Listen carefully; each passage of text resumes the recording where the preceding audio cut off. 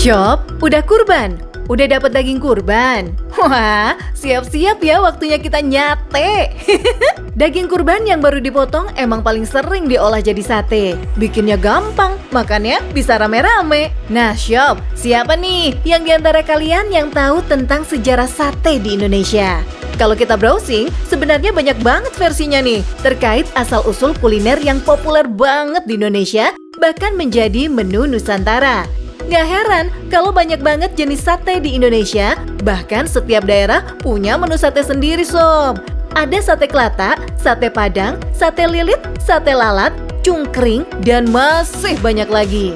Makanan dengan bahan utama daging ini ada yang bilang lahir sekitar abad ke-15 dibawa oleh pedagang Arab yang datang ke Indonesia. Selain mengenalkan Islam, mereka juga mengenalkan kebab ke penduduk Pulau Jawa. Di Arab sendiri, daging kambing biasa diolah dengan cara dibakar dan dinamakan kebab. Ada pula versi yang mengatakan bahwa asal-muasal sate berasal dari pedagang India yang datang ke Pulau Jawa dan mengenalkan daging yang ditusuk yang sudah mendarah daging di India. Saking ngehitsnya sate nih Sob, sate bahkan menjadi makanan para astronot yang dibawa ke ruang angkasa. Duh, mohon maaf nih, gimana masaknya nih?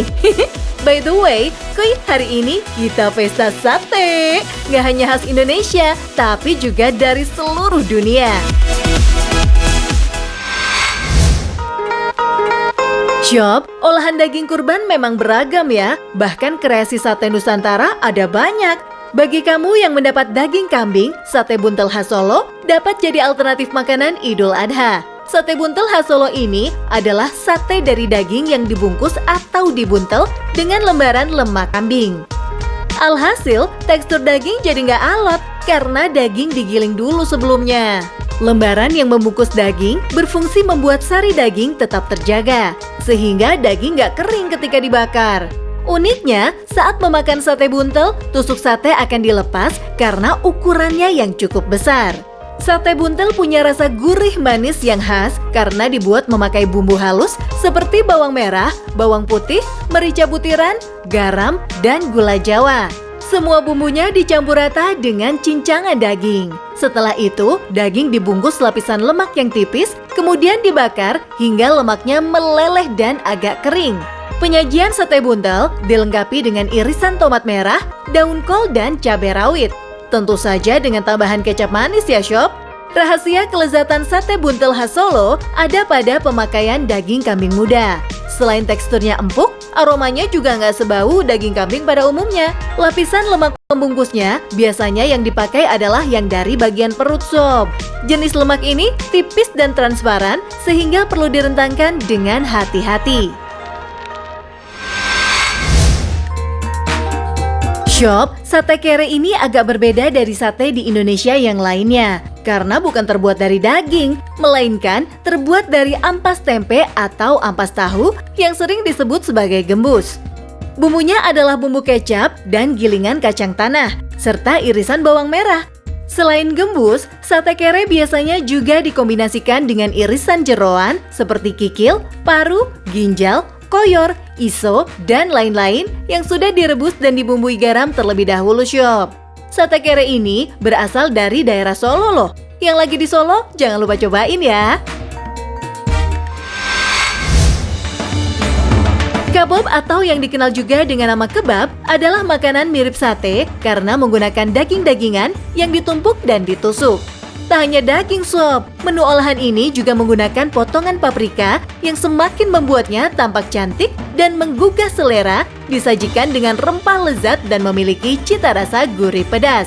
Ceritanya dulu tentara Turki pada masa invasi ke Anatolia menggunakan pedang mereka untuk memanggang daging di api terbuka. Dari situlah kebab berkembang menjadi seperti sekarang dengan berbagai macam daging dan bumbu pelengkap. Makanan yang berasal dari negeri Sakura ini terbuat dari potongan daging ayam yang dibakar dengan menggunakan arang. Bahan ayam yang digunakan pun tidak hanya daging ayam, namun bagian kulit atau ampelannya biasa disajikan dengan menggunakan saus mirin. Satu tusuk yakitori umumnya hanya berisi satu jenis bagian ayam. Misalnya, satu tusuk yakitori yang terdiri dari 3-5 potongan daging ayam tidak pernah dicampur dengan potongan hati atau jantung.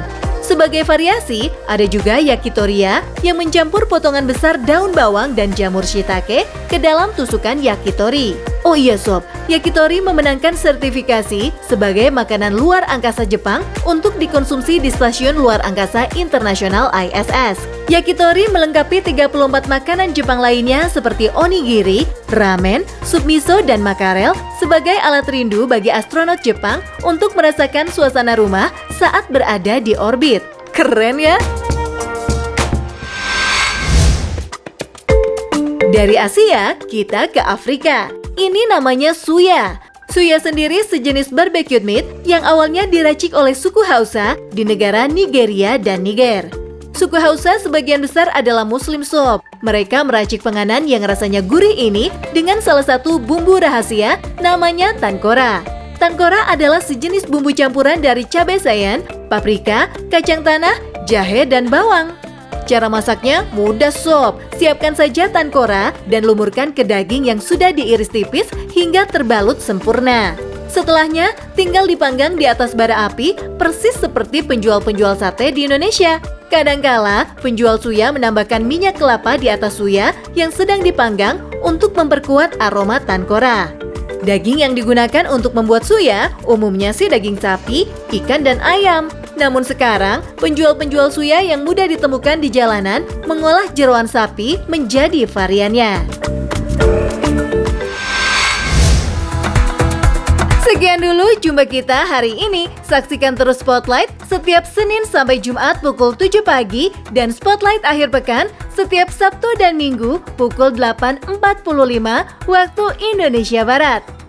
Minal aidin wal faizin, mohon maaf lahir dan batin. Selamat Idul Adha semua. Yang masih puasa Arafah, semangat ya.